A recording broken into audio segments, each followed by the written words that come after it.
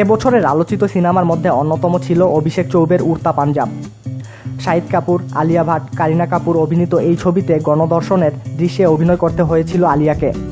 সেই দৃশ্য যারা দেখেছেন ছবির পর্দায় শিওরে উঠেছেন তারা সবাই।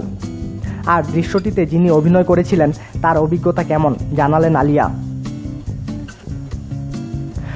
শুটিং হলেও গণধর্ষণের সেই দৃশ্য অভিনয় করা ছিল আলিয়ার জন্য খুবই ভয়ানক ব্যাপার।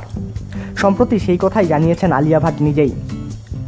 রাজীব মাসন 5 নায়িকাকে নিয়ে বসেছিলেন এক গোলটেবিল বৈঠকে। বিদ্যা বালান, অনুষ্কা শর্মা, সোনম কাপুর, রাধিকা আন্তে এবং আলিয়া ভাট বলিউডের সেই পঞ্চকন্যাকে সেই এক বৈঠকে কথা বলেছিলেন যৌন দৃশ্যে তাদের কাজের অভিজ্ঞতা নিয়ে। সবাই নানা মজা করলেও আলিয়া যা বললেন তাতে চমকে যেতে হলো।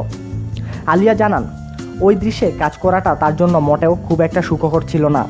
আমি স্পটে গেলাম, শ্যুট শুরু হলো, আমি কাজ করলাম, পরিচালক কাট বললেন, ঠিকঠাকভাবেই মিটে গেল সব কিছু, কিন্তু ভিতরে ভিতরে আমার অনবরত এক অস্বস্তি কাজ করে চলছিল।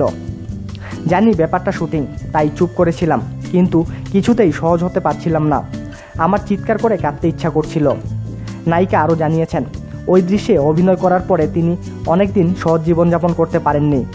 সব সময়ই আতঙ্কগ্রস্ত হয়ে থাকতেন তিনি, চুপ থাকতেন, কারো সঙ্গে খুব একটা কথা বলতেন না।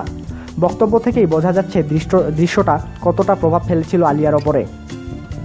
এ সম্পর্কে আরও বিস্তারিত জানার জন্য আমাদের সঙ্গেই থাকুন আর সাবস্ক্রাইব করুন।